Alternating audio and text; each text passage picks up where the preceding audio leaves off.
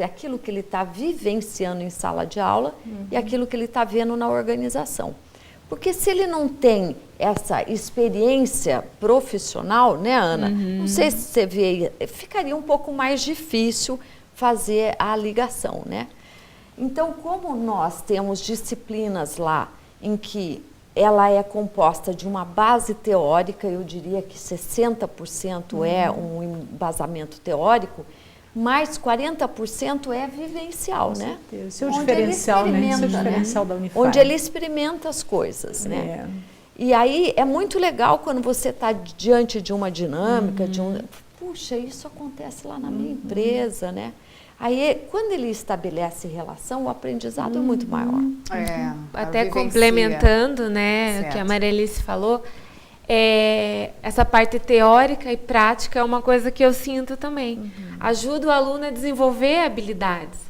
Né? Você começa a ver, não, onde eu atuo, eu preciso desenvolver mais isso, mais aquilo. Então, assim, te ajuda mesmo essa parte vivencial de desenvolvimento mesmo. A experiência é mais enriquecedora para aqueles que já estão inseridos, então, nas organizações, na área de comportamento. Bem, exatamente. Estamos chegando ao final do nosso primeiro bloco, então nós vamos deixar a primeira questão principal do nosso programa, que é a questão norteadora, sobre quais são as vantagens para as empresas ao cuidar do seu capital humano, propiciando um clima organizacional favorável, que as nossas professoras e também a Ana Paula já está começando a colocar para nós, a desenvolver essas questões. Que ferramentas, então, poderão ser utilizadas para medir o clima e que ações poderão ser implementadas a partir daí?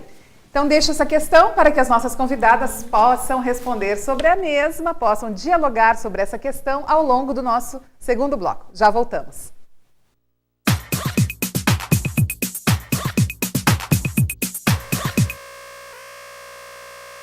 Tudo começa pelo diálogo. Afinal, na cidade onde o abstrato conversa com o figurativo e o sagrado convive com o profano, é que nasceu uma escola de negócios que fala com o mundo. A ESAD, a melhor escola de negócios da Europa, se uniu à FI Business School para trazer para o Brasil o AMP, Advanced Managing Program, o programa de direção geral voltado a executivos que querem dominar a língua do sucesso. ESAD, o diálogo profissional e o acadêmico no mais alto nível.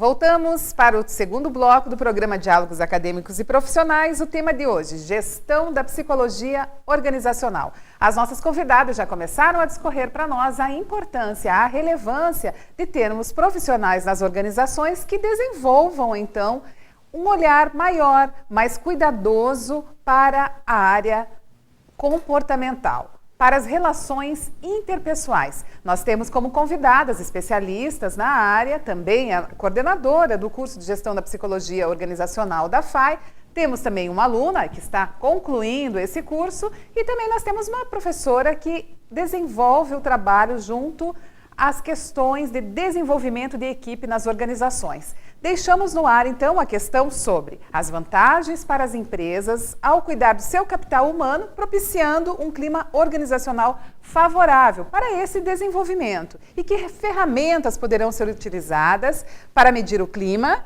e que ações poderão ser implementadas. E eu vou começar com uma provocação, perguntando então para as nossas professoras o que vem a ser esse clima, se é aquele clima favorável nas organizações e como é possível desenvolvê-los. Vamos lá então, professora Marilda, o que vem a ser exatamente esse clima favorável na empresa?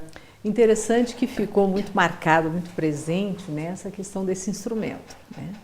Porque, na realidade, você tem muitos instrumentos para você fazer o conhecimento da organização, né, do nível da gestão e do nível das pessoas, principalmente com o conhecimento da psicologia, né? Mas, se nós formos atentar à pesquisa de clima, ela se torna quase que um instrumento completo na medida que ela busca justamente observar, verificar e analisar, não é? Alguns componentes presentes dentro da organização, que são as variáveis que compõem a estrutura da organização. O que é essa estrutura exatamente?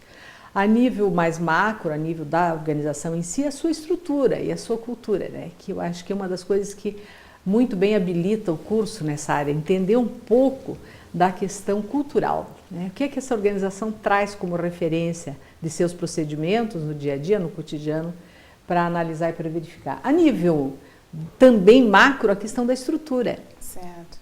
Então, algumas coisas que estão presentes na estrutura e que às vezes podem não dar satisfação, ou que geram, né, bastante satisfação ao colaborador.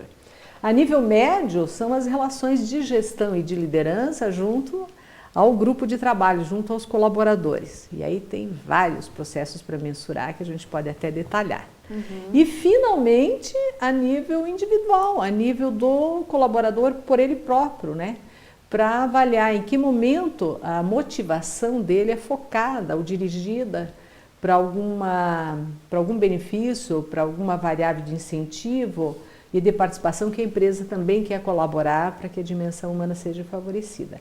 Em linhas gerais, você verifica isso, né, com questões muito precisas, e você pode ter, no final, uma avaliação precisa também desse interesse, dessa motivação e das dificuldades que possam surgir para esse engajamento, para esse envolvimento das pessoas na organização. Professora Maria Alice, a partir da linha de raciocínio que a professora Marilda já está desenvolvendo, então como a psicologia organizacional poderá interferir para que esses elementos possam ser efetivados nas organizações? Então, eu penso assim, olha, eu preciso contextualizar primeiro, entender o que é essa coisa do clima, né? Então, o clima, ele é um grau de satisfação, tanto material quanto emocional, das pessoas que estão dentro da empresa. O clima é um tema muito complexo de se falar, porque ele não tem uma racionalidade, né? Ele tem uma subjetividade aí bem complicada, porque ele trabalha com percepção, né? E a percepção já é mais difícil.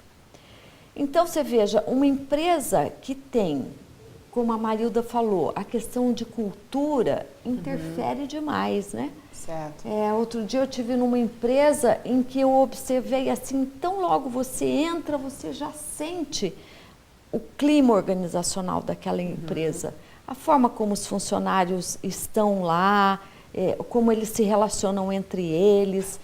Enfim, quando eu já entrei na recepção, eu já falei, puxa, essa empresa, ela é mais do tipo autoritária, ela está buscando só lucro. Permite essa visibilidade. Permite. Mas foi incrível. Subi para falar com o empresário e era isso mesmo. Confirmou? Confirmou, Validou na hora. E qual que é a queixa do empresário? Puxa, baixa produtividade. Então, o clima, ele tem como vantagem, quando você faz um estudo mais aprofundado, né, de fazer a melhoria dessa produtividade, que a princípio está baixa, mas vai estar baixa mesmo. Porque ali eles são só números, né? Eles são elementos para que aquele empresário consiga ter mais dinheiro, mais lucro. Então, a partir do que também a professora Marilda colocava, não há esse engajamento. É por aí, professora, assim, que não houve aquele engajamento, não foi percebido esse engajamento dos funcionários representando aquela organização. E a partir daí, a baixa produtividade. Seria mais ou menos isso? Exatamente, Às vezes tem empresário que fala assim, puxa, meu funcionário, quando ele vem de manhã para a minha empresa, ele vem quase se catando, né? A gente fala. É aquele urso de manhã vindo se arrastando para trabalhar na segunda. Sim. E quando é à tarde que bate o sino para ir embora, nossa, é uma felicidade, né? Tá vendo, Regina? Isso já tem ali indicadores do clima que está sendo colocado dentro de uma empresa como essa. Então, é uma dificuldade, né, Maria Alice, às vezes, desse gestor ter essa visão. Então, eu vejo aí o grande trunfo do curso também, de possibilitar essa diversidade de profissionais, de você não ter para si, para o psicólogo, simplesmente esse feeling desse diagnóstico, dessa anamnese, porque na realidade, quando você tem alguns instrumentos precisos né? E que você pode utilizar, né? Pode até depois buscar mais um profissional para fazer a junção de um bom diagnóstico, né? Mas você tem que ter, para que as coisas aconteçam dentro da organização, você tem que ter um conjunto de competências, mas também você tem que ter uma visão sistêmica. Não é só um aspecto que pode dificultar, né? Eu sempre converso com meus alunos nesse sentido. Né? De um lado nós temos a gestão, mas do outro lado nós também podemos ter problemas pessoais e de grupo daqueles seguidores. Por outro lado, nós temos um contexto, uma situação, né, que não diretamente é a cultura.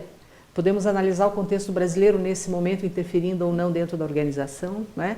Podemos analisar um fenômeno, por exemplo, da entrada de um país concorrente, como o caso da China, entrando dentro do contexto. Que trabalha naquele mesmo segmento da organização? Perfeito. E ainda a cultura do deixa para lá, em time que está ganhando a gente não mexe. Certo. Então é todo um conjunto sistêmico que pode ser abrangido por essa pesquisa de clima, que vai permitir a esse gestor, né, a possibilidade de fazer com que a sua empresa volte a ter eficácia. Né? Isso é muito importante. Pois mas... Até complementando né, a fala da Marilda, o quanto esse gestor, assim, em termos de habilidade, tem que ter uma boa observação, uma boa percepção, sem dúvida, né, quando se fala de clima. Sem dúvida. E eu estava pensando aqui o seguinte, que o trabalho de consultoria, então, a terceirizar esse trabalho para fazer essa percepção, essa leitura, essa análise, seria mais fácil, digamos assim, ou seria mais aceito, mais bem recebido do que o próprio setor, o departamento de gestão de pessoas desenvolvendo esse olhar ou não? Nossa, essa é uma pergunta muito interessante. Mas eu fico pensando assim... Muito boa. Porque na organização, o gestor, o empresário, o proprietário, precisa confiar muito, né, na sua equipe de colaboradores. Excelente. E também pode pensar que o psicólogo organizacional, enfim, aquele que está trabalhando no setor de comportamento, já tenha um olhar que já esteja viciado também, que já tenha entrado no clima da organização. E como ficaria isso? Bom, eu tenho uma visão particular, talvez, não sei se as colegas comungam, né, dessa questão. Mas vejo assim, eu acho que é um conjunto de interesses. Não adianta você dizer assim, abrir a porta para um consultor, se nós não temos o desejo e a vontade do processo de acreditar que a dimensão humana faça a diferença dentro da organização. Eu acho que primeiro nós temos que ter uma cultura que acredita que pessoas fazem diferença. Essa é a primeira coisa. Porque senão o que vai adiantar trazer um consultor organizacional se ele vai ser limitado em algumas das suas ações ou não vai ter credibilidade nos resultados da sua ação também. Para mim começa por aí. A segunda, precisa ter no gestor direto, no gerente, né? Algumas pessoas chamam de líder disso, líder daquilo, eu tenho uma reserva a respeito disso, né? Eu acho que é um gestor, um gerente. Precisa também haver por parte do gerente uma certa competência de gestão com pessoas, porque senão a consultoria entra, verifica um problema, a alta gestão diz está aberta a organização para fazer algumas mudanças, mas o gestor imediato, que pode ser um dos problemas da não resolutividade da empresa, acaba o quê? Acaba acontecendo que ele não só não acredita, como ele não detém competências de liderança e não tem muito interesse em focar em pessoas. Um excelente técnico, uma pessoa excelente no fazer, né? Mas não tem a possibilidade de liderar pessoas. Também não acontece. E terceiro, se nós não tivermos a vontade das pessoas dentro de um grupo de trabalho, de apostar na empresa e de acreditar que a meta da empresa complementa o seu objetivo pessoal e familiar, e também arregaçar as mangas para caminharmos juntos, então eu diria que é um conjunto, não é só o consultor, mas é a alta gestão, é o mediador, supervisor, gestor, e também as pessoas, né? Porque para a gente não analisar uma rua de uma via só. Certo. Né? Eu uso muita cautela com relação a isso. E quais seriam as vantagens, então, nesse investimento, nesses procedimentos de investir, então, no capital humano? Eu vou retomar um pouquinho só o que a Marilda disse. Você perguntou, Regina, assim, se um consultor vindo de fora, olhando para dentro da empresa, né? Então, eu gostaria de retomar isso. Eu entendo que, na minha percepção, sim, uma pessoa que está de fora, ela tem muito mais condições de observar, sem ter nenhum vício, não é? Tem aquela questão do olhar Tem viciado. uma riqueza, mas é o que a Marilda falou. Muitas vezes, vamos lá, nós estamos falando em pesquisa de clima aqui, já percebeu que de vez em quando a gente fala de pesquisa? Mas o que é uma pesquisa? A pesquisa é um instrumento, né? É um questionário aplicado aos funcionários e tal. Legal, ok. Aí a gente vai lá e elabora um relatório e mostra para o gestor, para o dono, as questões que vieram lá dos funcionários. Mas esse empresário não quer, porque, como diz a Marilda, o foco dele não é pessoas. Então, acaba por não fazer nada, né? Então, fechando esse parênteses, as vantagens, né, de você aplicar aí uma ferramenta para melhoria desse clima, sem sombra de dúvida, melhora o índice de felicidade das pessoas, isso parece ficar muito claro. Motivação aumenta, né? A produtividade, consequentemente, a inter-relação melhora bastante, né? Porque a gente acaba não sendo competitivo, mas a gente acaba sendo parceiros, né? Quando é um clima mais pesado, mais voltado para a competição, a ideia é detonar o outro para eu conseguir algo, né? Sai da frente. Sai da frente, E às vezes a gente vê que isso não é tão salutar assim. Né? Então já não é mais aquela cultura de compartilhamento, não é mais aquela cultura de descobertas e juntos Não, é mais a competitividade. Como você vê essa acho questão? Acho que assim, Ana Paula? até complementando a questão do clima, né? Eu acho que uma coisa importante também quando é pesquisado é a comunicação. Excelente. Dentro das organizações, né? Como que eles se comunicam entre eles, como que o gestor passa essa informação. Excelente. Né? Então, quando você pesquisa clima, uma coisa muito importante de observar também é como que está a comunicação, né, das pessoas dentro desse meio. Então aqui vocês começaram a apontar já, só pelo desenvolvimento dessa primeira questão, também um plano de ação, então, seria dos gestores observarem essa questão da comunicação, trazer um